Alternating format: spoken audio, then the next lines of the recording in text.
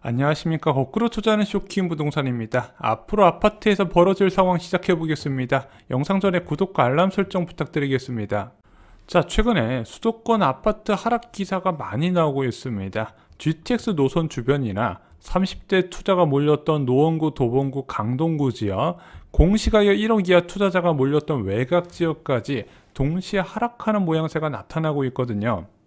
실제 저희가 매주 체크해드리는 시세에서도 변화가 나타나고 있습니다. 외곽 지역뿐만 아니라 강남 지역 대형 평수까지도 일부 하락하는 모습이 나타나고 있다는 거예요. 자, 그럼 여러분들이 눈여겨보시던 집을 이런 소식을 듣고 매수하러 부동산에 가신다면 어떤 이야기를 할까요? 이렇게 이야기할 겁니다. 무슨 소리예요? 하나도 안 떨어졌어요. 이 동네는 금매 없습니다. 이렇게 이야기를 할 겁니다. 자, 한 기사를 소개해 드리겠습니다. 아파트값 떨어진 건 급매물, 지금은 팔거나 사는 사람이 없어. 이 기사는요, 어떻게 나와 있냐? 거래가 모두 감소했지만 파는 사람, 사는 사람 모두 급할 것이 없기 때문에 지금 부동산 시장에서 가격 하락을 기대하기 어렵다, 이렇게 기사를 쓴 거예요. 자, 현재 호가를 크게 낮추면서 급매를 내놓는 사람들은 누굴까요? 두 가지 케이스로 보시면 됩니다. 이사갈 집을 선계약하고 집을 매도하는 경우에요. 또는 세금이나 대출 때문에 특정 기간 이내에 매도해야 되는 경우입니다. 자, 이 사람들이 왜 급할까요? 거래가 너무 많이 감소했기 때문입니다. 서울 아파트 거래량 이번 11월 달에 한 1,300건 정도 예상이 되고 12월 달도 비슷할 거로 보여요. 경기도의 11월 달 거래량 한 5,500에서 6,000건 정도 예상이 되거든요. 12월 달은 이거보다 더 감소할 가능성도 제기가 되고 있습니다. 이 정도면은요, 거래가 거의 씨가 말랐다, 이렇게 표현하셔도 될 것 같아요. 그러면은 집값이 많이 올라서 이 집 처분하고 더 좋은 상급지로 갈아타려던 사람이 갑자기 난 갈 집 계약금까지 다 내놨는데 기존 주택이 안 나가니까 당황할 수밖에 없고 가격을 낮추는 급매로 전환을 시켰다는 거죠. 자, 갑작스러운 거래 한파에 일부 시장 참여자가 그냥 아다리가 걸린 거예요. 하지만 이런 일부 급매로 부동산 시장 분위기를 바꿀 수는 없거든요. 그래서 오늘 영상은요, 부동산 가격이 어떻게 떨어지는지 그 원리에 대해서 설명을 드리고요. 앞으로 서울 부동산 시장이 어떤 변화가 나타날 건지 오늘 부동산 시장을 보시면요, 시점과 기회가 보이실 겁니다. 자, 먼저 아파트 가격이 하락하는 과정은요, 이렇습니다. 모든 아파트 단지의 소유주들이 동시에 호가를 낮추면서 가격 하락을 이끌게 될까요? 그렇지는 않습니다. 급매물 간의 하락 경쟁으로 시세가 낮아지는 결과가 만들어져요.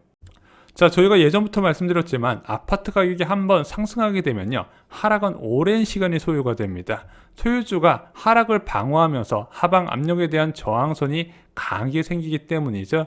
그래서 문재인 정부 출범 이후에 2배 가까이 올라간 집값이 하락을 시작한다 하더라도 이것이 단기간 내에 하락하기는 어렵고 서서히 장기간에 거쳐서 하락하게 된다 말씀을 드렸습니다.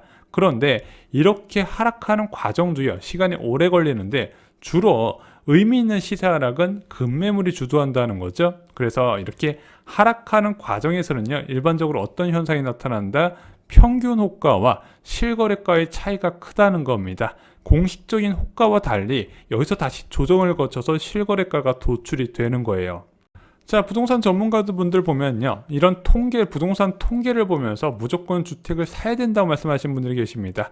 잘 봐봐. 주택 가격 상승은 이렇게 급격하게 일어나는데 상승은 찔끔 떨어지네. 주택을 사야겠지. 이렇게 말씀하시는 거죠.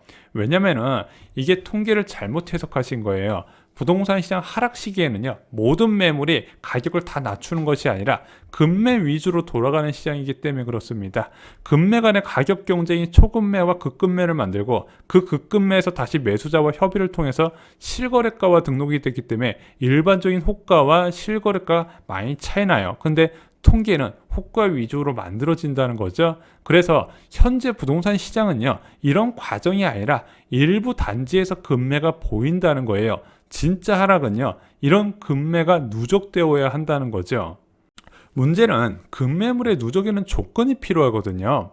단기간 내에 급한 매물이 일단 많아져야 됩니다. 급매물 간의 경쟁이라고 말씀드렸잖아요. 그럼 급매물 자체도 많아져야 되고, 또 하나 이렇게 나온 급매들이 소화가 되지 않아야 됩니다. 문제는 현재 부동산 환경이 이 정도까지는 아니라는 거예요. 자, 그럼 단기간에 급매가 쏟아지는 경우는 언제일까요? 지금일까요? 지금 거래량 급감했다는 급매물, 제가 볼 때는 뭐 신도시 전체로 봐도 한 두세 개, 세네 개 정도밖에 안 될 거예요. 그런 환경을 말씀드린 게 아닙니다. 자, 단기간 내에 급매가 정말로 많이 쏟아질 경우는 일반적으로 세 가지를 말씀드려요. 첫 번째는 전세 가격이 2년 전보다 급락했을 경우에 급매물이 쏟아지게 됩니다. 두 번째는 양도세 개편에 따른 매물 증가 부분도 급매가 많이 늘어나는 부분이에요.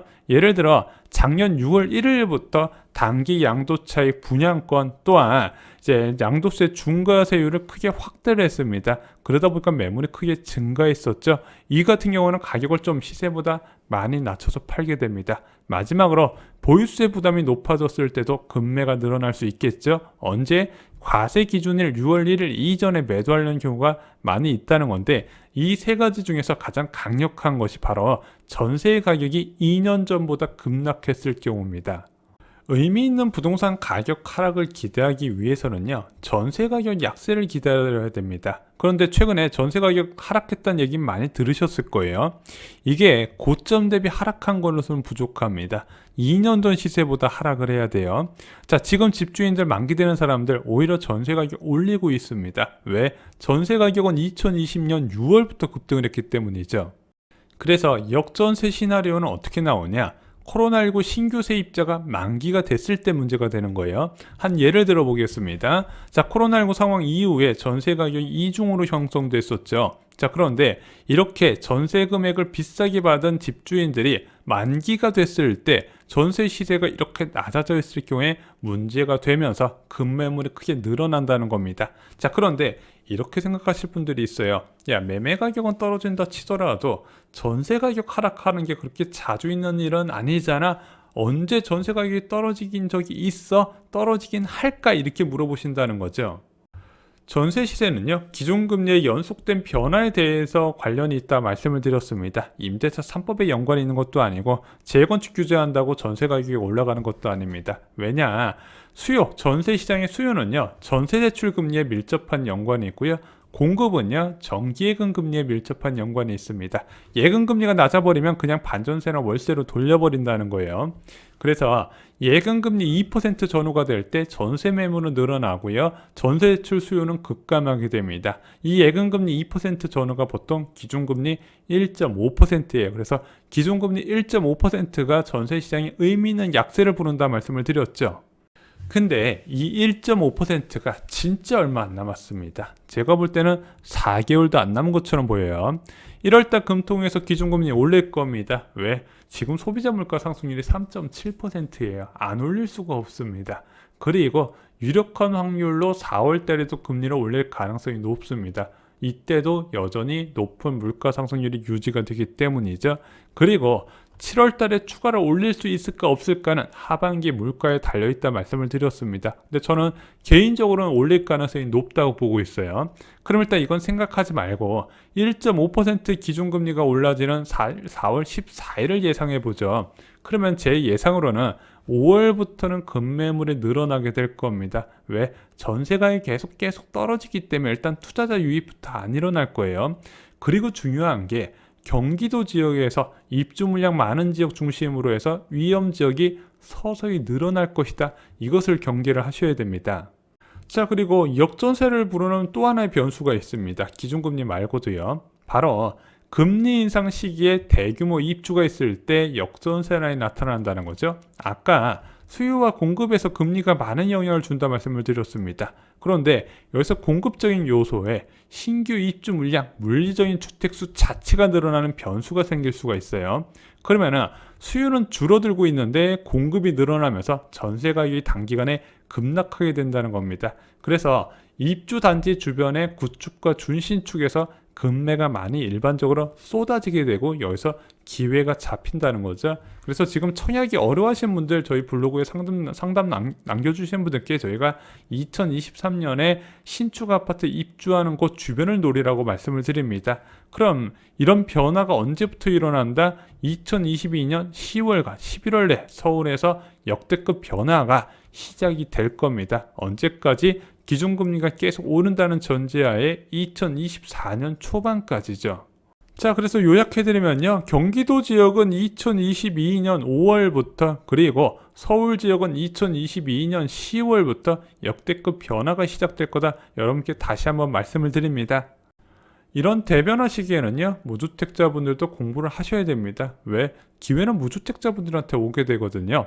자, 쇼킹 부동산은 아파트 교과서 서적에 보시면요, 과거를 알면 미래가 보인다 파트가 있습니다. 과거 흐름대로 앞으로도 연출될 가능성이 높아지고 있어요. 또한 부동산이 앞으로 얼마나 많은 공급이 있는지도 체크를 해두시는 게 좋습니다. 마지막으로 최악 정보는요, 기본적으로 빠삭하게 알고 계셔야 되죠.